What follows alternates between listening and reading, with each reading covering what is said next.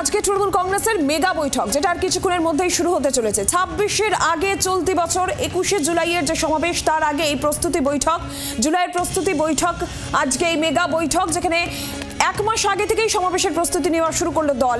সব জেলার সভাপতি চেয়ারম্যানদের এই বৈঠকে ডাকা হয়েছে সুব্রত বক্সির কার্যালয়ে। আজকের এই বৈঠক অত্যন্ত গুরুত্বপূর্ণ এই বৈঠক। সামনে 26-এর নির্বাচন রয়েছে, তার আগে 21শে জুলাইয়ের এক মাস আগে থেকেই দল প্রস্তুত হওয়া শুরু করে দিয়েছে এবং তার জন্য এই মেগা বৈঠকের ডাক দেওয়া হয়েছে। একে একে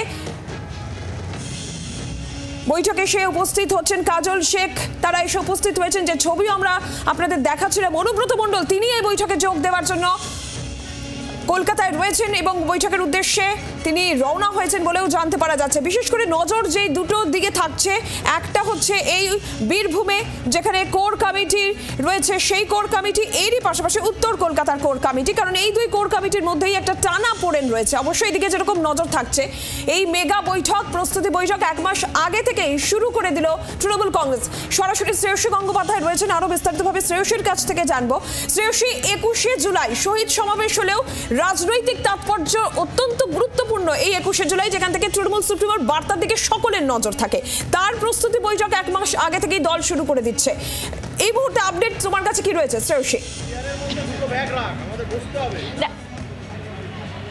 একেবারে দেখো, 26-এর নির্বাচনের আগে এটাই কিন্তু শেষ 21শে জুলাই হতে চলেছে এবং সেই 21শে জুলাই প্রস্তুতি বৈঠক, যে বৈঠকে তোমাকে জানিয়ে রাখি যে এক্ষেত্রে কিন্তু সমস্ত তৃণমূলের যতগুলো সাংগঠনিক জেলা আছে, প্রত্যেকটা সাংগঠনিক জেলার যারা সভাপতি এবং চেয়ারম্যান রয়েছে তাদের প্রত্যেককে কিন্তু ডাকা হয়েছে এই বৈঠকে। শুধুমাত্র দুটো জেলা, নর্থ কলকাতা এবং বীরভূমের ক্ষেত্রে কোর কমিটিকে ডাকা হয়েছে এবং বীরভূমের কোর কমিটির অন্যতম প্রধান সদস্য কিন্তু অবশ্যই কাজল শেখ এবং অনুব্রত মণ্ডল।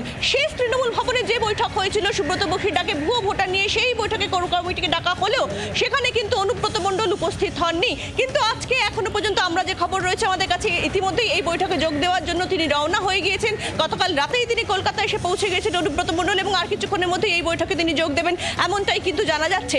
ইতিমধ্যে কোর কমিটির অন্যান্য যারা সদস্য, বীরভূমের কোর কমিটির অন্যান্য যারা সদস্য, তারা অবশ্যই কাজল শেখ, অভিজিৎ সিনহা, এছাড়া বিকাশ চৌধুরী, তারা প্রত্যেকে কিন্তু এই মুহূর্তে কিন্তু এসে পৌঁছে গিয়েছেন এবং সেখানে তাদের কাছে আমরা জানতে চেয়েছিলাম যে ঐক্যবদ্ধ বীরভূমের চিত্র কি দেখা যাবে।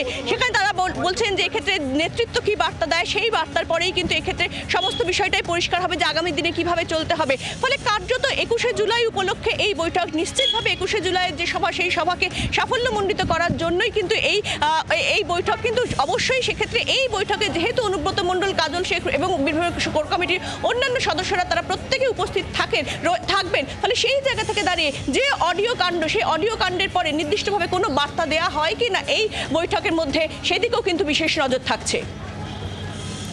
একদমই, অবশ্যই বৈঠকের দিকে নজর থাকবে। শ্রেয়সী, তুমি আমাদের সঙ্গে থাকো এবং শ্রেয়সীও যেমনটা বলছিল যে অবশ্যই এই বৈঠক যেরকম গুরুত্বপূর্ণ, কারণ সামনে বিধানসভা নির্বাচন রয়েছে, 26-এর নির্বাচন, তার আগে সব থেকে বড় যে সমাবেশ তৃণমূল কংগ্রেসে শহীদ সমাবেশ হলেও যার রাজনৈতিক তাৎপর্য অত্যন্ত গুরুত্বপূর্ণ 21শে জুলাইয়ের সমাবেশ, তার প্রস্তুতি এক মাস আগে থেকে তৃণমূল কংগ্রেস শুরু করে দিচ্ছে।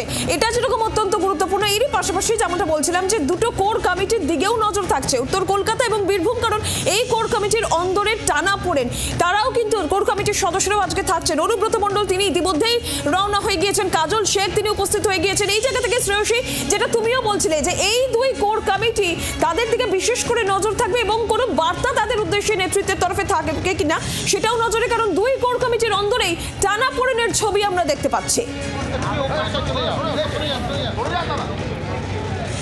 একেবারে দেখো, উত্তর কলকাতা যে কোর কমিটি, সেই কোর কমিটি তৈরি হওয়ার পরেও কিন্তু এখনো পর্যন্ত কোনো বৈঠক করেনি।